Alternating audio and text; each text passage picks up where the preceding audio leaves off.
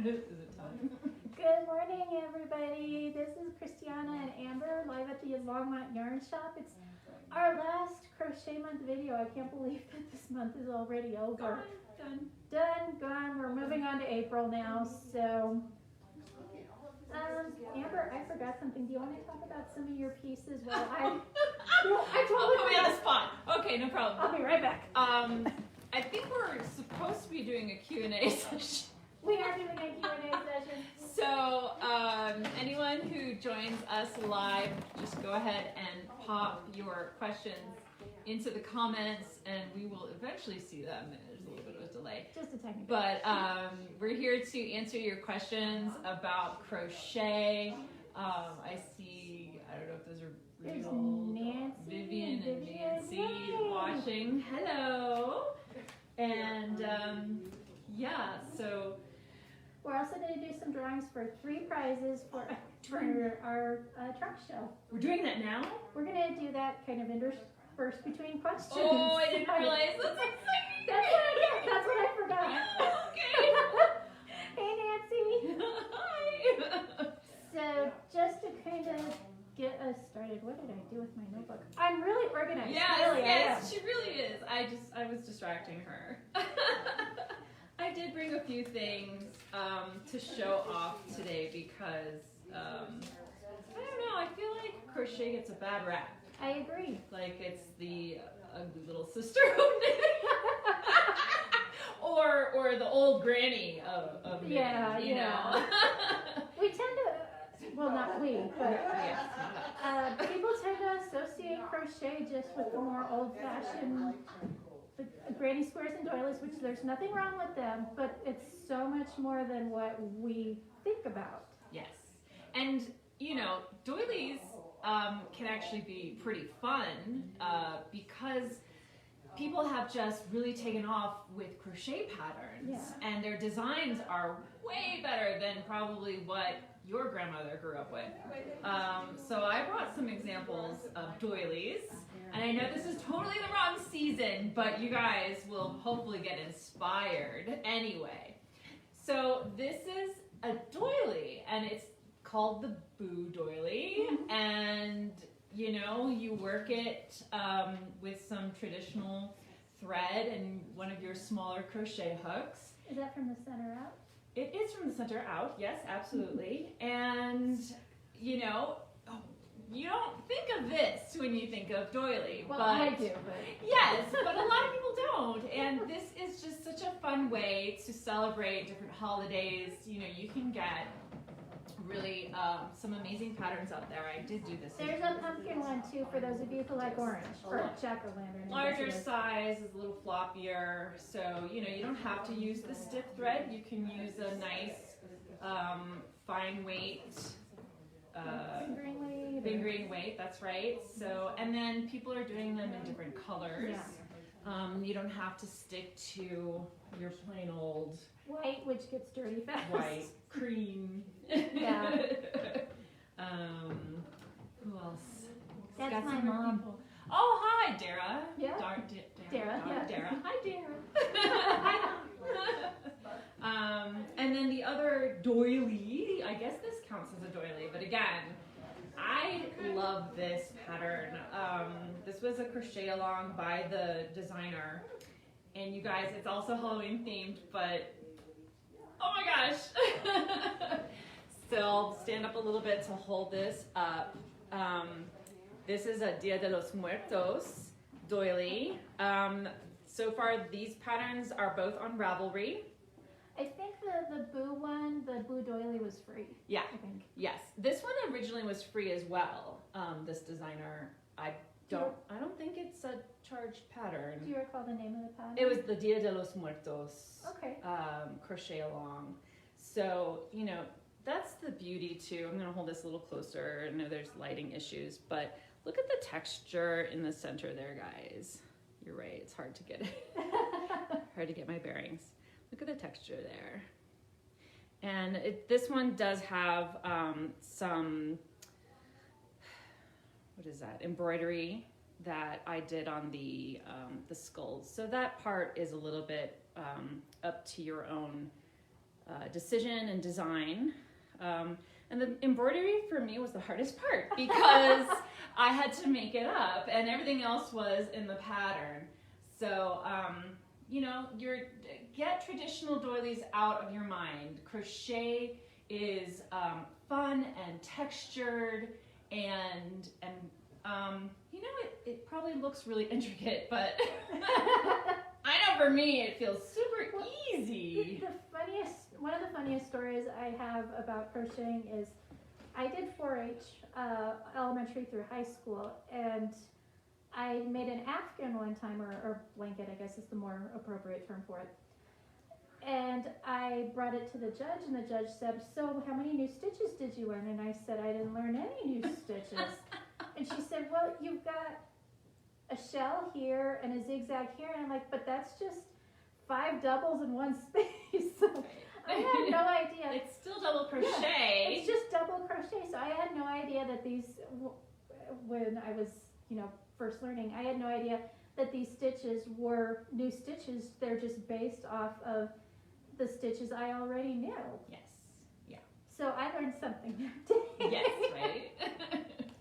Well, I did talk to our staff on Monday, and I just asked them what crochet questions we typically get around the shop.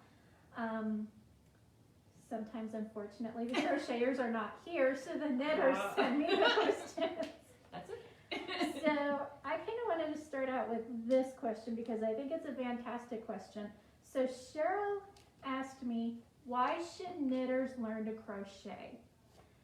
There are several reasons why knitters should know how to crochet, at least crochet basics. So there are provisional cast-ons that use a chain stitch. So it's like, I love those. Yeah. I really do. the one that I think of is I did a knitted cowl that was in the round, and it had a crocheted provisional cast-on so that you can Kitchener stitch it shut. So that's one of the good reasons why knitters should know how to crochet. Can I just mention too, the provisional cast on, I was using those for my double-sided knitted hats. Yeah. So I would cast on the part that goes around the ears and then work up to the brim, but I wanted it double-sided, so all I needed to do was carefully rip out the crocheted provisional cast on, and I would then continue knitting in the opposite direction.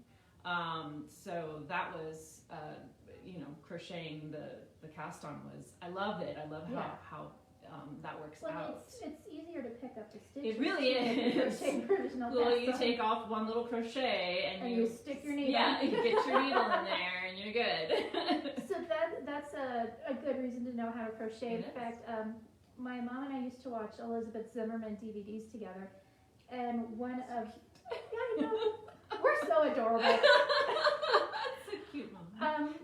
One of the projects she made was a circular shawl, and the way she started it was almost like a magic ring method, like what we would use for our amigurumi. But instead of completing the crochet stitch, she would just take the stitch off her hook and put it on a knitting needle. So she used 4 double points to start a circular shawl out. So that was another good use of crochet. Cool. And you're going to find too, a lot of your knitting patterns have crocheted edging. Cheryl's making a hat that she wants to crochet a flower for, so I'm like, go to Ravelry, look here, look up this designer. And then too, I've got some projects here that I made. So this is a knitted sweater that I made, and looky here, the buttonhole is crochet. Crochet yourself some buttonholes. Exactly. There you go. You can do just a Cute. simple chain and connect it, or if you feel like you need a more substantial button loop, you can do your chain and then do a single crochet in it to make it stronger. Like a coat. Yeah. Something, bigger buttons. This is just a simple fingering weight sweater, so I didn't need anything too hefty. Yeah. And then this guy, this is one of my absolute favorite projects. This is a design by Amy. Oh my gosh, I knew her name until I started talking. It'll come to me. Okay. Eventually. Amy Gunderson. There That's you her go. name. So this sweater is a lace-weight sweater, and actually at the top, this is a crocheted yoke. And then she went around and picked up stitches from the crocheted yoke and knit the body. So this was all completely in the round. So it was all knitting, no purling. Beautiful. And then I she like did. all knitting and no purling. Yes. And then she did the crochet bottom. Edge.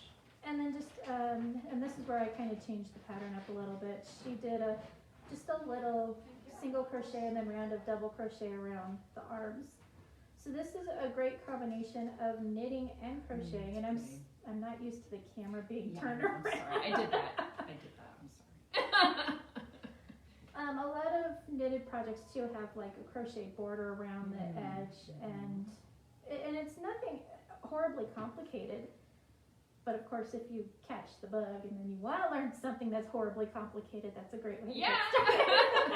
I have to say, speaking of getting started, if I might pop in here, I actually brought one of my first projects. So when I was learning to crochet, I just went off the deep end and found these stitches that had, you know, all the sizes of crochet stitches in them. So single crochet, double crochet, half double, treble, and you see that wave pattern. So that is actually how I learned, is by jumping off, and I just really enjoyed all the variety and getting to learn everything all at the same time, because all the stitches really are just variations of one another. So once you've kind of gotten that basics of where do I put my hook exactly, where am I going with this, then you know I don't think it's that difficult to then learn all these other these other variations. So I definitely am a fan of the wave patterns for that reason. And with crochet too, as opposed to knitting, crocheting, the wave patterns are so much easier because you just increase the height of your stitches. Whereas knitting, it is a little bit more complicated. You have to do stuff on multiple rows to get a wave pattern. Whereas this, it's just one row and changing the size of your stitches. So I'm going to pull out my phone and look up a random number generator so I can pick our first winner. Oh, we got a first winner. While I'm doing that, if you want to talk about what you think are great first projects. Oh, okay, yeah. Well, I'm wearing a few. I'm wearing a crochet beaded necklace that was sort of my introduction to crocheting. A friend of mine made this one for me years ago, and I just loved it so much that I wanted to learn to crochet because I wanted to be able to make them as well. And this is a chain stitch. So chain stitch is definitely one of the basics that you're going to want to learn how to do when you're starting out. So I definitely love the beaded necklaces because adding beads to a thread is not that hard, and then you're just doing chain stitches, and then it also kind of helps you to get better at your tension because you're doing chaining over and over and over and over again. This scarf that I'm wearing starts out as one very long chain. Is that a bulky weight? That it is, and you end up working into the chain, and because you're doing multiple stitches, it gives you this ruffle effect. But even without the ruffles, you can take multiple strands, and I forgot to bring an example of that because it would have been great. You can take multiple strands of yarn, I mean like 5, 6, 7, all different weights, and just by chaining with them together, you get a nice big long loop, and then you just wrap it around, and you can have, you know, a necklacey, you know, depending on it, scarfy type cowl looking thing that is just a really simple project and a lot of fun for dressing up whatever you're wearing. Yeah. Well, I made a blanket for a friend of mine where I just held 3 strands of worsted weight together, used a giant hook, and did all like 1 row singles, 1 row doubles. And the blanket took me no time whatsoever. It's really fun working with Yep. bulky, super bulky jumbo. Oh yeah. Well, I know when we teach the Learn to Crochet classes here, we have a pattern that we use that teaches the single, double, half double, Wow. which I think is such a great way to get started because those Sure. are your 3 basic stitches and then everything else just builds off of there. Alrighty, so while Amber was talking, I did our first drawing, and our first winner is Pamela Oswald. And Oswald! Pamela, we are going to be sending you a Neuro crochet book that was donated to us from Knitting Fever. So we will pop that in the mail. Fun. Noro's great. Let's see here. Beautiful yarn. I love a book for all sorts of edges, The Finer Edge by Kristen Omdahl. Yes, I love Kristen Omdahl's designs. I will say though, if you do make any of her patterns, be sure to check your gauge ahead of time. I made a sweater that she designed and my gauge was completely different than hers. You better swatch. Yeah, you need to swatch. You better swatch it. And I mean, any pattern you should be swatching, but especially hers. I changed my hook size I think about 4 times. Oh. And I still wasn't making gauge. Oh no. And you guys, if you have any questions, be sure to shout out and put it in the comments. And we are watching, they are crawling up the screen, so we're watching what you're putting in there. But my next question, and okay, my answer to this on Monday was because I said so. What was the question? I was asked, why is it easier to fix crochet versus fixing a mistake in a knitting project?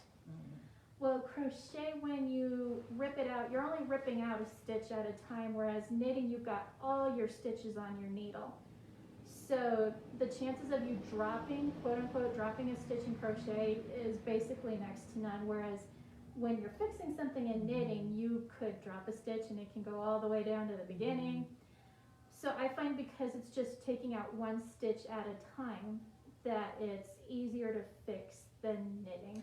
I mean, you kind of need to, it really depends. Yeah. On just a straight stockinette type knitting project, if someone knows how to ladder down, Yeah. then you can very carefully ladder down to that one spot and fix that one stitch, and you don't have to rip out all that work. So in a sense, if you know how to do that, Yeah. if you're talking about something lacy Extremely complicated. and complicated, there's no way I would be able to do that personally. I don't know what kind of person would be able to do that in knitting and just be able to ladder down and figure that out. For knitting, when it comes to lace, cables, color work, well, we highly recommend lifelines. Yeah, right? Yeah, for sure. But with crochet, you know, sometimes you get off on your count, and you might want to either fix it, like not go back, but just add a stitch, or you might want to rip out. And this is the thing that, like, I love about crochet, is you literally can just stop, take out your hook, and rip and rip. We call it frogging, right? Rip it, rip it, rip it, rip it, and get back to that spot where you made the mistake, and you end up with just one loop that you need to take care of, that you need to worry about. You don't have to worry about picking up stitches, you don't have to worry about lifelines. You can just go back, and you still have only one thing. That's what you're saying. And I would say sometimes you can get away with not going back. You know, sometimes you can get away with just kind of adding a little extra something here or there.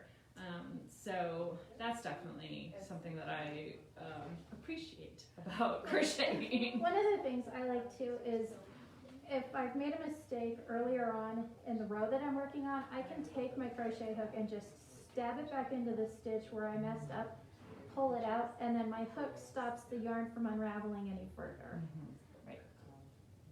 So, I got a buzz. Oh, you're buzzing. Your wrist is buzzing. So that's one of my favorite things. And then too, when I'm teaching crocheting, I'm like, okay, here's where you made the mistake. Take your hook, put it right there, and then pull it out. And I promise you that yarn will not go beyond the hook, and it doesn't. Okay. That's great. That's a great idea. So we answered that question. We answered that question. Yeah, we did. Gail also wanted me to touch on Tunisian crochet versus traditional crochet. Did you need something? The crochet book. It's by the cash register on top of the wooden crate. I have a hat. I made a hat for my husband with Tunisian knit stitch. Yes. Do you have anything like that? I do. Was so excited to learn that Tunisian can emulate a knit stitch. Yeah. So I made him just a really plain hat, worked it flat, and then seamed it. The seaming was the hardest part. You want to talk about redoing things? I redid that seam about 5 or 6 times before I figured that out. So Tunisian, it either uses a super long hook, or you can use a hook With a cable. with a cable. I'm sorry for this to you. So this looks like a normal crochet hook, but then you've got the, yeah, I'm so backwards here, sorry. So you've got the interchangeable part there at the bottom. So you hook it onto the cable, and then you put the end stopper on one end of the cable and the hook on the other. So with Tunisian, you are picking up the stitches and keeping them on the cable. Like knitting. Or hook, yeah, like knitting. And then you work back to get rid of the stitches. So it's a combination almost of knitting and crocheting. Mm-hmm. So with crocheting, traditional crochet, one row is one row. Whereas with Tunisian, it's basically 2 passes equals 1 row. So 1 pass you're picking up. And then what's it called to pull through? Yeah. What's And then it? on the way back, you're working the stitches off your hook. So it can create a knitted fabric depending on which, or knit-like fabric. That is it. So this is Tunisian. So this is the Tunisian knit stitch. Look at that. That is Doesn't with it look like a knitting? crochet hook. Oh, get my face out of there. With a crochet hook, but it ends up looking just like knitted. The result of Tunisian too is the fabric is incredibly thick and incredibly warm. It's squishy. Yes. Yes, this is the Lavender Shawl by Tony Lipsy, and Teresa actually has hers in the trunk show, and it's in the window, so y'all need to come by and see Teresa's. Mm-hmm. But That's beautiful too. yeah, So all the these purple. other stitches are, of course. So all of this is Tunisian, even This- these. yep. I love this honeycomb-like look. yeah. And this is Tunisian. This- This reminds me of a little bit of like pearl stitches. And this, that's the back side of the Yeah. knit. Oh, that's nice. Can we show them the back side of the knit Sure. fabric? Because that's pretty nice. Yeah, it looks almost like stockinette, or Right. not stockinette, garter stitch. Yeah, it looks almost like ribbing to me. Pattern name for the, okay, so this is the Loveland Shawl Loveland Shawl. by Tony Lipsy. Tony Lipsy also goes by TL Yarn Crafts. Yeah. Mhm. And she has an amazing selection of both traditional crochet patterns and Tunisian crochet. She's been doing a bit more of Tunisian lately because she just published a book. So Did she really? she did, and Is she coming back to the shop? Because I know that you guys she had is one before. doing Fiberside Chats on May 20th. Oh, cool. So, and she, I apologize, I forget what she's going to be talking about. I think it's 3 basic crochet stitches, so you knitters should watch it. That's right. That's right. That's exciting. Yeah, and I've done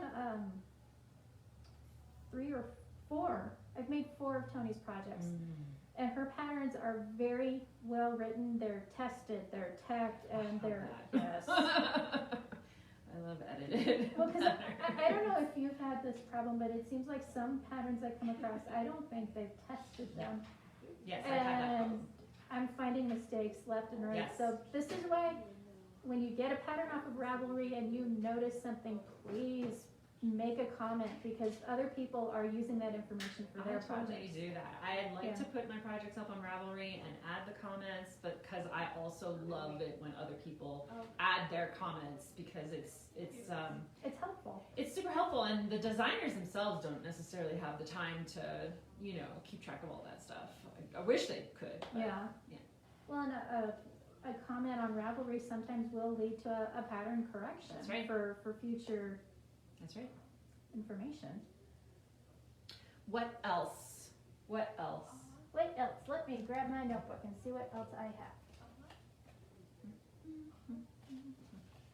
Let's see here. This was more of a comment than a question. The other day, Hana was saying that she kind of liked the fact that the projects that we're working on, that we're choosing, are not so much the stereotypical crochet projects. And I think a lot of designers are helping that movement. I'm looking around at what I brought, and I'm like, I feel like these are pretty traditional, but the amigurumi is really, really fun. I mean, Yeah. I love all the little toys. I love my toys. Yeah. And again, the designers that are out there are just putting together some amazing patterns Yeah. that just, you didn't see it, 10, 20, 50 years ago. Yeah. So, Looks like Toft and Carrie Lord. I don't know if you guys know Carrie Lord's story. She created Toft, and she did not know how to crochet when she started the business, and she just started making the little critters for her little critter, her son, which is why you've got the Edwards Menagerie books. But she is now a world-renowned crocheter, and she's just gotten so good at the craft. And a lot of her creatures, which I think this is awesome, a lot of them just have the same body shape, and then she just changes up like the shape of the ears or the coloration on the body to create a different animal. yes. And Those are adorable. those are adorable, and Yeah. it just goes to show you, Grab some of those. anyone can do this, anyone can learn this. Right. And Yeah. I have another sample. So I have had a different hat, but similar, same pattern up in the window as well. This is called the Anthropology Hat. I have to apologize because it is not easily available. I had gotten it a while ago and then showed it to some friends who wanted the pattern, and then I ended up writing to the designer. She kind of made it unavailable on Ravelry, but when I wrote to her, she opened it up for sale again. So the Anthropology Hat is on Ravelry, and a lot of people kind of wonder, how do you get that texture on there? And I did not go back and add these, although that is something that you could do with crochet. Crochet has a lot of fun stuff where you go back and you do surface crochet. This crisscross texture, which is loose, so I can stick my fingers behind there, is built into the pattern itself. And I really love the way that it comes together on the crown and makes that sunburst look. Also because of the colors, right? The sunburst, sunny colors. But so this is, to me, again, it looks super complicated and just built of regular plain old stitches, single crochet. These are chain stitches, so remember when I talked about a beginner should learn how to chain stitch really, really well. There's all kinds of things you can do with chain stitching. More fun and different stuff that people are coming up with. So, Alright, so I just did another random number generator, and we've got another winner. So my next winner is Zach. Yay, Zach! So Zach, we will have a nice crocheted market bag for you from our friends at Earth Yarns, and it's a lovely shade of blue. I think you're gonna love it. I hope you love it. yes. So I will make sure that Zach knows about that. Congratulations, Zach.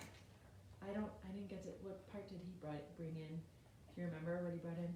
I'm pretty sure he brought in one of his hats. He makes the most amazing hats. Okay, Yeah. cool. Let's see here.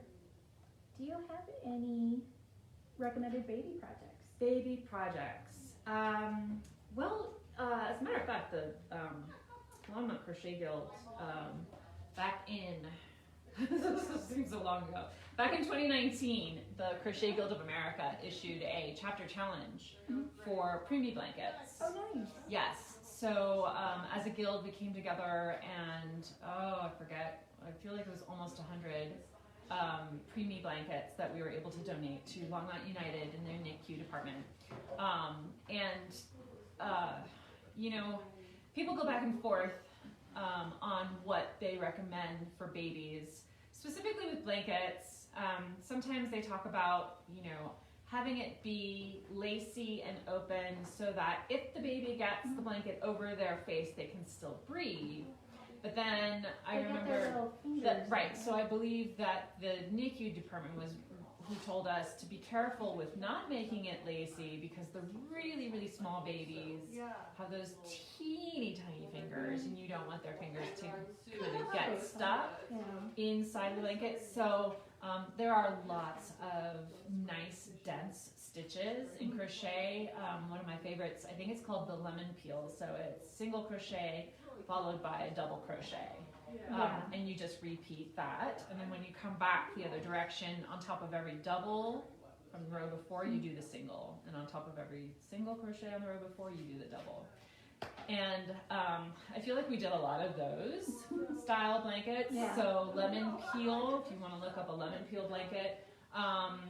Of course, as Emily was showing the other day, the baby rompers. That was adorable. I mean, that's not my specialty, you know, but I did do, I got a custom order for some baby booties, and if you had asked me ahead of time, I would have had the details, but we can pop it into the comments, so come back later, and I can find you some of the patterns that I've used, but again, there's a lot out there.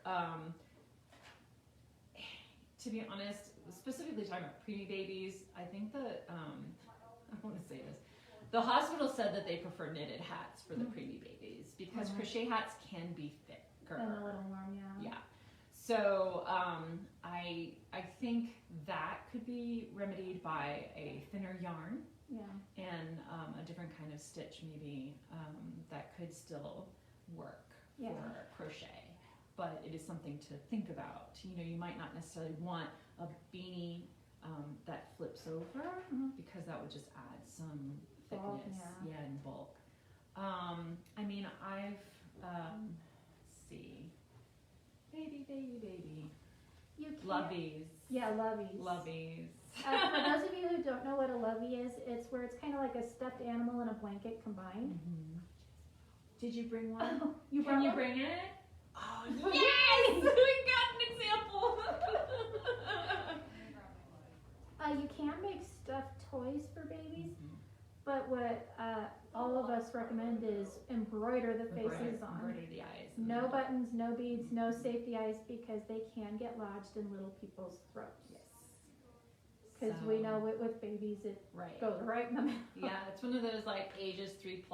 Yeah. Maybe the button eyes. Right. Yeah. But I agree. Yeah, I was just gonna say something similar. Right? I love the yellow. It's so dainty. And I think if she's bringing hers, is your face, don't throw it. It is embroidered. Look at this. This was just brought in by Emily Post-Stroke Stitching. And this is her little lovey made with the Ella Ray. Where's the light coming from? The Ella Ray Organic. Look at that little face. Little sleeping bunny. Little embroidered face and a little soft blanket to check that out. Another thing too with anything like the loveys or the stuffed toys, make sure that your gauge is nice and tight so that the stuffing doesn't come out. What I typically do is if I'm altering my pattern, I always go with what the hook that the designer recommends. But if I'm using a different size yarn, I look at the label and see what the manufacturer recommends and then go a hook size down. A whole size down. Because and this is where crocheting tightly actually comes in handy. Yes. All you tight crocheters, you've got that tight tension, but that's where you want it right there. Yeah. And again, too, if you find that the stuffing is still pretty visible, or even before you get to the stuffing point, you see that your work's fairly open, go down a hook size. And I'm sorry, take it out and start over. That's true. But this is why you want to be checking these things before you get fully involved with a project. Yes. That's so cute. What else? BBs. Oh, I have actually, let me mention puzzle balls. Ooh. Now that's something that I have had on my list forever, and I've never gotten I want to make around to one. making them. But there was Kelly in the guild years ago. I remember her bringing in there's the standard puzzle balls that are round, and they're called puzzle balls because they come apart. They're in 3 different pieces, and they're sort of like these loop-de-loops, and then the way they fit together is like a puzzle. And so there's the traditional just plain round ones, and this is a pattern that's also going to be available on Ravelry and probably Google. But they also have animals, you know, so the puzzle ball shape is then attached to some more little crochet pieces so that you can see the shape of like a giraffe or an elephant. So those are a lot of fun. Just remember that. I didn't make any though. One day I will. I know, I've seen those too, and they look like a great way to use up scrap yarn, Oh yeah. leftover yarn. Oh yeah. Yeah. I never throw yarn away. Don't ever throw yarn away. Could be good, could be bad. Show that shawl that you brought. Oh, yeah, yeah. I know that pattern is very, very popular. This pattern is popular. This pattern was taught here in the past at the guild, and I mean at the guild. I'm at the yarn shop. At the yarn shop, I did not teach this, but I just think it's a fantastic pattern, and again, lots of texture, and just makes it so great for color changing yarn, or if you want to control it, you can just get a lot of different colors going. And I think it's just I love looking at the Ravelry page for this pattern because all of the examples of other people's color choices is amazing. So this is called the Lost in Time Shawl. Lost in Time. That would be another great scrap yarn project. Don't ask me if it's paid. I don't remember. Lost in Time? I think Lost it might in be. Time might be free. So I'm going to come up a little closer here. So you've got some fun bobble stitches, and this swag looking, banner looking design is from working around the post. So you'll learn front post and back post stitches, and through here this is just a standard double crochet followed by single crochet, so there's some standard stuff going on as well. And It is free. it is a free pattern, and you can just, you know, kind of go crazy with how big you want it. If you want it bigger Is or this the one, smaller. did she do it like kind of as an Excel document? So it has It's been a while. Okay. It's been a while since I made this one. So, I like that. this one got me in first place at the fair. Oh, I It was a while ago. So, Lost in Time. Don't remember the designer. It sorry. is on Ravelry. It is free. So, love the Lost in Time.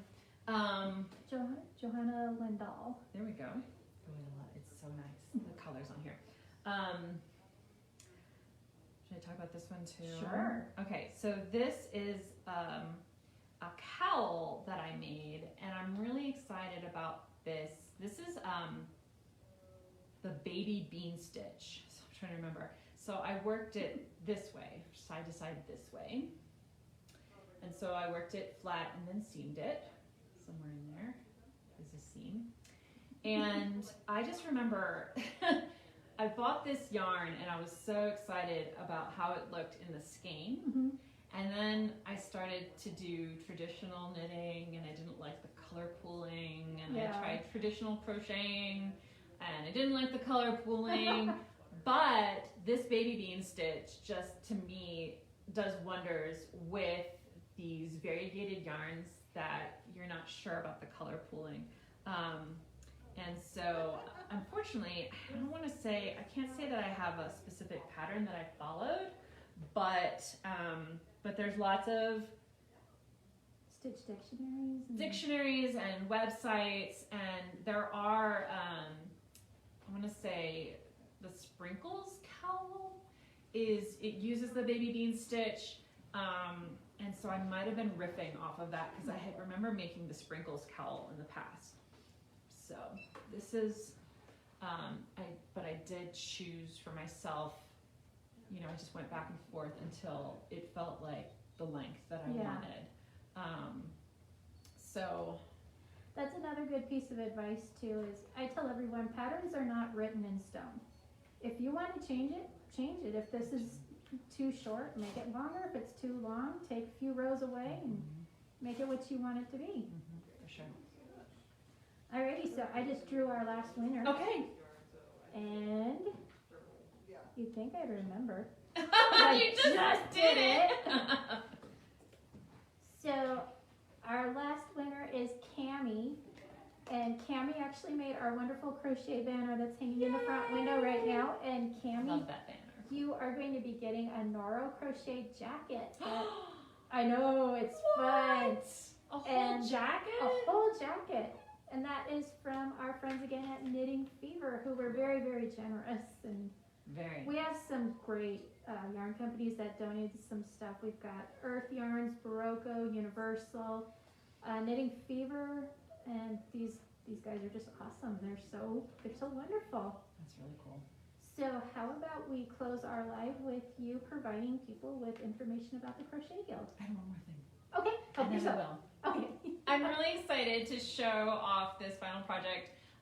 This is something that I did teach at the Crochet Guild, so it kind of ties in with what you were asking for. And it was kind of inspired by one of our regular attendees who's actually up in Greeley, but because we've been mostly meeting online, you know, we've gotten people tuning in from Iowa, we've got people tuning in from outside Chicago, Pennsylvania. Yeah, so it's kind of hard to give up the Zoom culture right now just because we've been able to connect with so many different people, places. Yeah. But I'm very excited about this style of crochet. So this is called mosaic crochet. And there are wonderful teachers. There's one wonderful online teacher specifically. Her name is Tina. She's Icelandic, so she has kind of a big last name that I can't quite wrap my mouth around. But Tina, and we can find the link and put it into the comments below. Her YouTube tutorials are what I learned from, and they're very detailed, and she's a delight to listen to. She just has like a really wonderful laugh, and I really enjoy, sometimes you just get such a nice feeling from the person who's presenting. Anyway, so this is not one of her designs. I was testing this pattern for a different designer, and it's not finished.